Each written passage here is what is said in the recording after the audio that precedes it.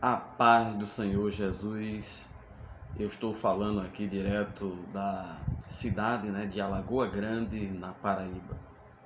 Me chamo Josias, evangelista Josias, da Igreja Congregacional aqui de Alagoa Grande, Brejo, Paraibano.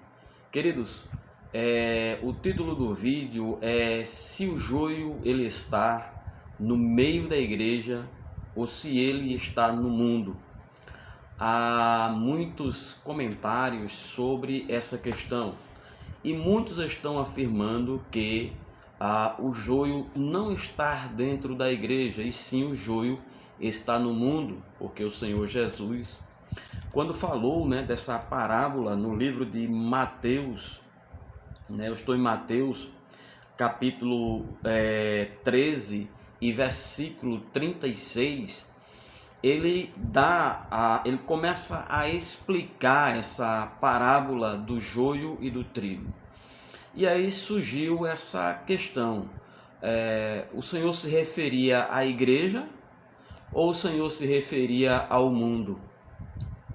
E quando a gente para ler a explicação da parábola do joio em Mateus capítulo 13, versículo 36 em diante, a gente não vai ler todo o conteúdo da explicação do Senhor e Salvador Jesus Cristo, e a gente vai se ater aqui a apenas alguns versículos, a começar pelo 41 do capítulo 13 do Evangelho segundo escreveu Mateus.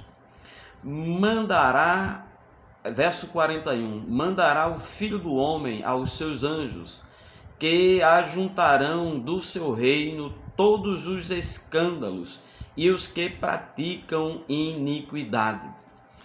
Queridos, esse versículo 41, ele deixa bastante claro que Jesus Cristo não se referia ao mundo, Não se referia ao mundo, mas ele se refere exatamente à igreja.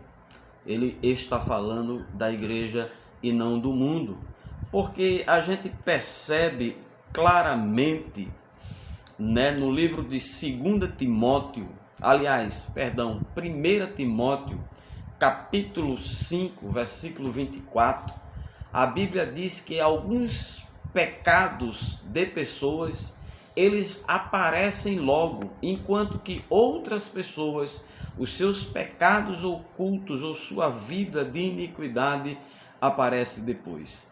Esse texto de Mateus, capítulo 13, a partir do versículo 36, ele deixa claro que há muitas ovelhas que estão na casa do Senhor e que foram trazidas pelo Espírito Santo. Mas existem outras pessoas que são também trazidas para a casa do Senhor, que aceitam Jesus como seu Salvador, entre aspas, todavia que não são chamadas pelo Senhor, são colocadas na igreja pelo maligno, porque a parábola, pessoal, ela é muito clara quando diz que o dono da seara, o dono do campo, plantou boa semente, mas que um inimigo veio à noite e plantou lá também a sua semente, ou seja, o joio no lugar do trigo. Queridos, a gente percebe claramente, no livro também que escreveu, o nosso amado e querido apóstolo Paulo, 2 Coríntios, capítulo 6, versículo 15 em diante, Paulo ali diz que comunhão há entre Deus e o diabo. Não há comunhão. Imaginem comigo agora, se há algum escândalo, por exemplo, para uma pessoa não evangélica, passar em um bar, beber, até certo ponto se embriagar e depois ir para casa. Não há nenhum escândalo nisso. Absolutamente. Não há escândalo. Normal. Mas se um evangélico fizer isso, haverá escândalo. Então, quando o versículo 41 ele diz que o Senhor vai arrancar do seu reino todos os que cometem escândalos e vivem uma vida de iniquidade. Ele está se referindo à igreja. Ele se refere claramente à igreja. Queridos, no mundo tem tanta coisa que se faz e que não há escândalo nenhum. Eles estão acostumados com isso, não há problema nenhum, mas que na igreja sempre haverá escândalo quando alguém que pertence a uma denominação, que é conhecido como evangélico, faz aquilo que ele prega para não fazer, ou aquilo que nós pregamos para não fazer. É bom salientar, e é bom aqui abrir um espaço aqui para dizer que nem todos aqueles que pecam dentro da igreja é joio. A gente não pode medir uma pessoa por um momento. Todos estamos sujeitos a falhar. Mas é joio aquele que está na igreja e vive uma vida toda de pecado. É diferente de um irmão ou de uma irmã que no momento de fraqueza cometeu algum deslize, mas depois há um processo de arrependimento e ele continua a sua trajetória como servo de Deus. É diferente do que aquele ou aquela que está na casa de Deus e vive uma vida de pecado, vive uma vida de iniquidade. É conhecido ou conhecida por viver uma vida de iniquidade. Tal pessoa ainda falta se arrepender dos seus maus caminhos e não teve um verdadeiro encontro com Cristo. E o que nós devemos fazer quando a gente ouve a notícia de que um diácono pecou, ou de qualquer outro irmão, ou um presbítero, ou um evangelista, ou um pastor? O que é que nós que somos cristãos devemos fazer? Devemos permanecer firmes. É a palavra de Deus se cumprindo.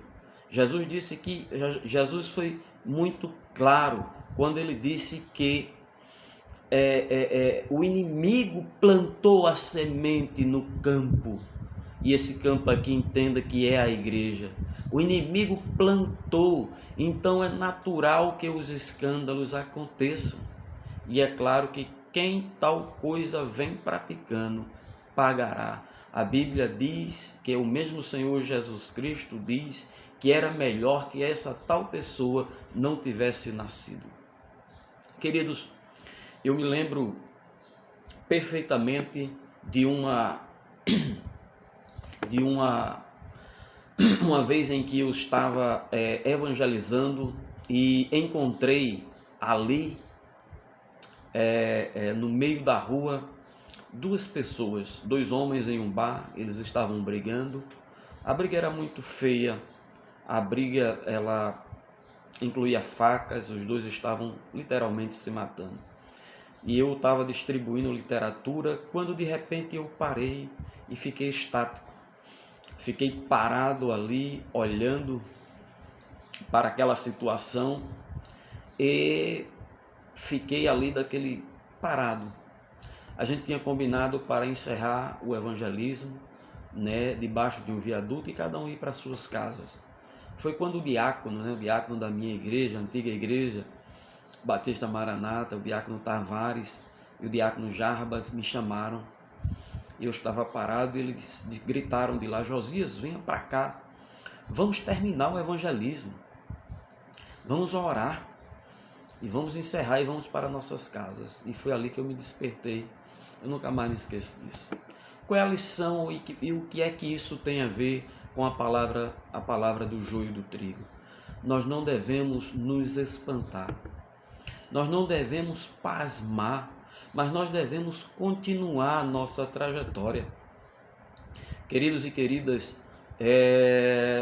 eu me lembro da passagem lá no livro de Josué, capítulo 1, verso 8, onde Deus diz a Josué: não pares, não te espantes, antes medita no livro dessa lei de dia e de noite. Portanto, nós não devemos, em meio aos escândalos que estão acontecendo e que ainda vai acontecer muitos, nós não devemos parar. nós não devemos nos espantar, mas nós devemos sim continuar a nossa trajetória. Que você continue a trajetória e que essa história de que quando o Senhor se referiu, não se referiu à igreja, mas se referiu ao mundo, Deus não tem nada a ver com o mundo. A Bíblia diz no livro de Coríntios, 1 Coríntios, capítulo 6 e versículo 15, a palavra de Deus é muito clara. Deus não tem nada com esse mundo, Deus tem a ver com a sua igreja. No mundo, pecar é normal, absolutamente normal. Quase não há escândalo no mundo em relação a muitos pecados.